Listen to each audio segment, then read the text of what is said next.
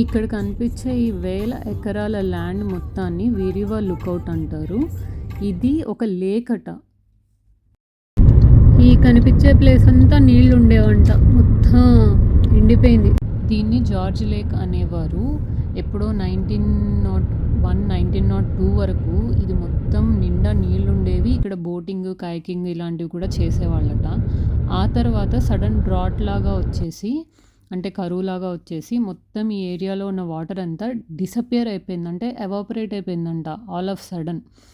So దాన్ని ఒక miracle లాగా ఫీల్ అవుతారట ఇప్పటికి కూడా ఇక్కడ ఉన్న వాళ్ళు. ఆ తర్వాత మళ్ళీ 3 years బ్యాకే ఈ మాత్రం నీళ్లు రావడము కనిపించడం జరిగింది. ఆ వాటర్ కూడా ఆల్ ఆఫ్ సడన్ వచ్చినాయి అని చెప్తున్నారనమాట. సో దీని గురించి బోల్డని రీసెర్చ్లు, అనాలిసిస్లు కూడా ఉన్నాయి.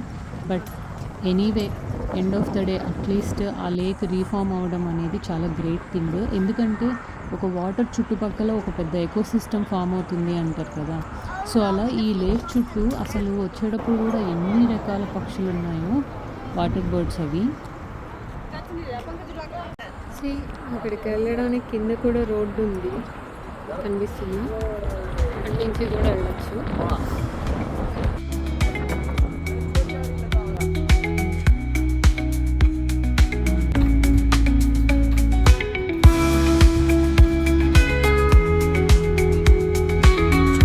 Australian capital territory ACT.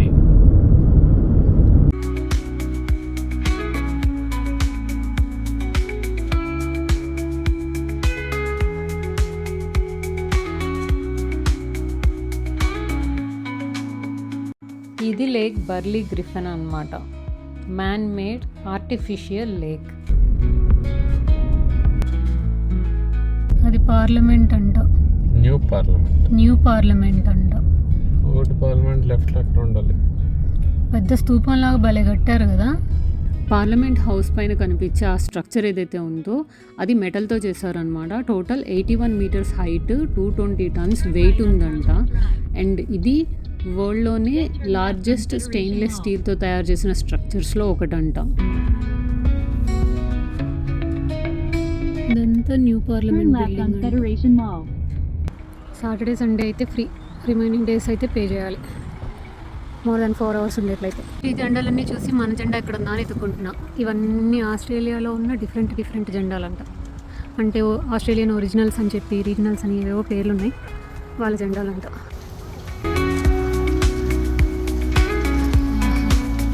ఇక్కడున్న Australian flag measurement 12.8 by 6.4 meters అంట. అంటే ఆల్మోస్ట్ ఒక డబల్ డెక్కర్ బస్ సైజ్లో ఉంటుందట. ఇది 24/7 ఎగురుతూనే ఉంటుంది. ఈ ఫ్లాగ్ ఎవ్రీ 4 to 6 weeksకి చేంజ్ చేస్తూనే ఉంటారు. 14 flags రొటేట్ అవుతూ ఉంటాయట. ఫ్లాగ్ ఆపరేట్ చేయడానికి 3 persons ఉంటారు.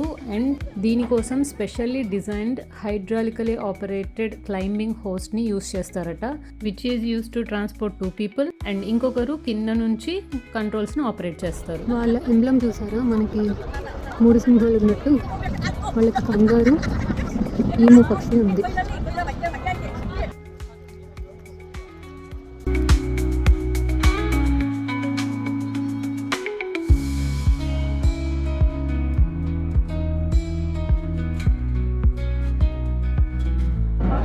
ఇక్కడ నుంచి చూసే రోడ్ ఎక్కడన్నా మీకు చూసినట్టు అనిపిస్తే కామెంట్లో మెన్షన్ చేయించండి.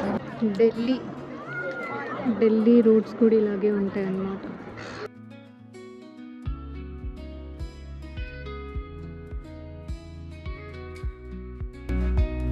పార్లమెంట్ కదా, బోల్డ్ అంత సెక్యూరిటీ చెక్ ఉందన్నమాట. దాదాపు ఎయిర్పోర్ట్లో ఉన్నట్లు ఉంది. అండ్ లోపలికి వచ్చేసిన తర్వాత మాత్రం మొత్తం ఎంత ప్లెజెంట్గా ఉందో. పాతకాలం గడియారం అనుకుంటా. ఉమెన్ పార్లమెంట్ మెంబర్స్ ఎవరున్నారు, వాళ్ళ హిస్టరీ మొత్తం రాశారు. ఈవిడ పేరు క్యాథరిన్ అంట. Australia's first female political candidate. మరి మన ఇండియాలో ఎవరో మీకు తెలుసా? గోల్డెన్ ఆర్ట్ కలెక్షన్స్ పెట్టుకున్నారు. ఇటు ఒక్కోదానికి ఒక్కో చరిత్ర ఉందన్నమాట.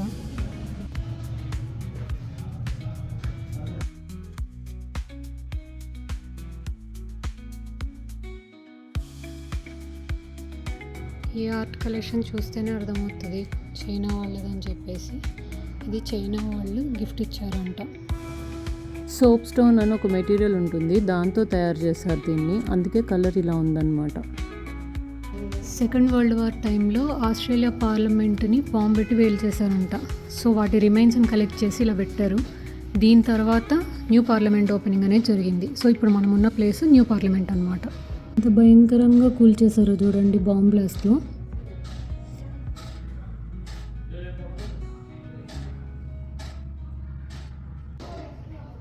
అప్పట్లో ఇలా తయారైందట ఈ ప్రదేశం మొత్తం.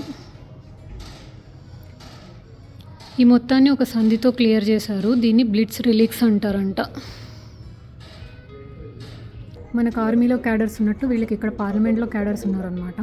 అంటే మనకి ప్రెసిడెంట్, ప్రైమ్ మినిస్టర్ అలా ఉన్నట్టు వీళ్ళకి నైట్ కంపానియన్ ఇలా ఉంటాయన్నమాట క్యాడర్స్. సో వాళ్ళలో ఒక్కొక్కరికి ఒక్కొక్క విధమైన ఐడెంటిటీ ఉంటుంది. మన పార్లమెంట్ హౌస్కి, ప్యాలెస్లకి అండ్ ఫేమస్ ఆర్కిటెక్చరల్ కన్స్ట్రక్షన్స్ ఏ ఉన్నాయో వాటికి ఎలా అయితే మినియేచర్ మోడల్స్ ఉన్నాయో అలాగే వీళ్ళు ఇక్కడ ఇలా ప్రిపేర్ చేస్తారనమాట. బేసిక్గా ఇది లెగో అని చిన్నపిల్లలు ఆడుకునే బొమ్మలు ఉంటాయి కదా, హౌసెస్ కన్స్ట్రక్ట్ చేసేది, అలాంటి దాంతో ఇది తయారు చేశారు. ఇలా ఉంటుంది అన్నమాట.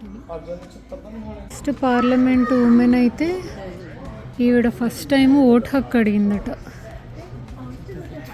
ఈవిడేమో ఫస్ట్ బ్లాక్ ఉమెన్ అట.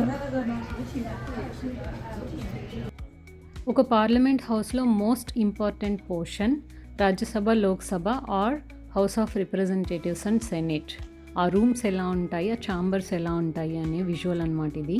ఇప్పుడు మనం చూస్తున్న ఈ రెడ్ కలర్ ఛాంబర్ మొత్తం సెనేట్స్కి సంబంధించింది. అంటే మన ఇండియన్ టర్మ్స్లో చెప్పాలంటే రాజ్యసభ అన్నమాట, ఈక్వలెంట్ టు.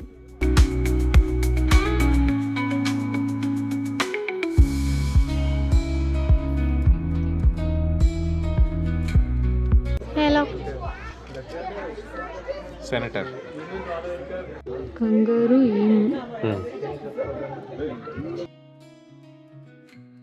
ఏం చెప్పాలి, దీన్ని సెనేట్ అంటారట. ఇంకో ఇల్లు ఉంది, ఇంకో గది, అది వేరే రంగులో ఉంటుంది.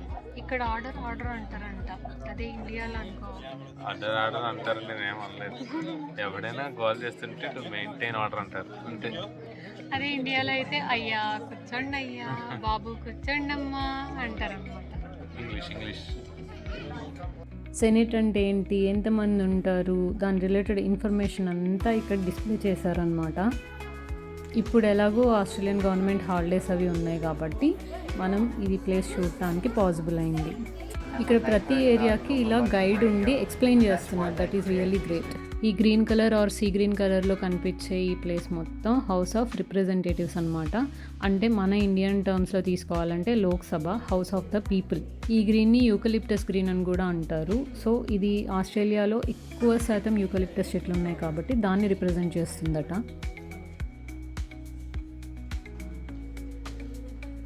నాకు ఈ పర్టికులర్ ఆస్పెక్ట్ చాలా అట్రాక్టివ్గా అనిపించింది. ఇలా ఒక దండం ఉంటుంది, హౌస్ ఎప్పుడైతే అందరూ స్టార్ట్ చేస్తారో అప్పుడు ఈ దండంని తీసుకొచ్చి అక్కడ పెడతారట.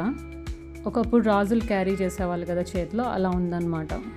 అండ్ దాని మీద ఈము బొమ్మ అండ్ కంగారు బొమ్మ, దాని రిలేటెడ్ అంటే ఈ కంట్రీకి సంబంధించిన మొత్తం ఎంబ్లమ్స్ అన్నీ దానిపైన ఎస్టాబ్లిష్ అయి ఉన్నాయి.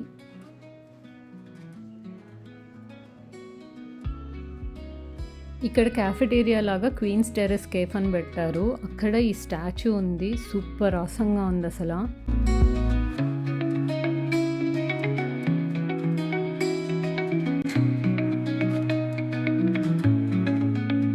ఇది క్వీన్ ఎలిజబెత్ IIకి సంబంధించిన స్టాచ్యూ. ఆవిడ పరిపాలనకు గుర్తుగా ఈ స్టాచ్యూ ఇక్కడ ప్లేస్ చేశారట 1988లో.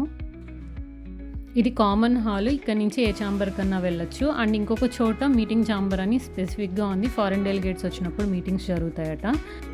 పార్లమెంట్కి వచ్చానని పాలిటిక్స్ ఇంట్రెస్ట్ అనుకునేరు. నాకు చరిత్ర అంటే బాగా ఇష్టం, సో హిస్టరీ ఎక్స్ప్లోర్ చేయడం కోసం ఇక్కడికి వచ్చాను. ఎందుకంటే చరిత్రలో జరిగిన స్ట్రగుల్ వల్లే కదా ప్రస్తుతం మనం ఈ కంఫర్టో లగ్జరీనో ఎంజాయ్ చేయగలుగుతున్నాం. సో ఇది ఆస్ట్రేలియా పార్లమెంట్కి సంబంధించిన విశేషాలు. ఫటాఫట్ నెక్స్ట్ లొకేషన్కి వెళ్ళిపోదాం పదండి.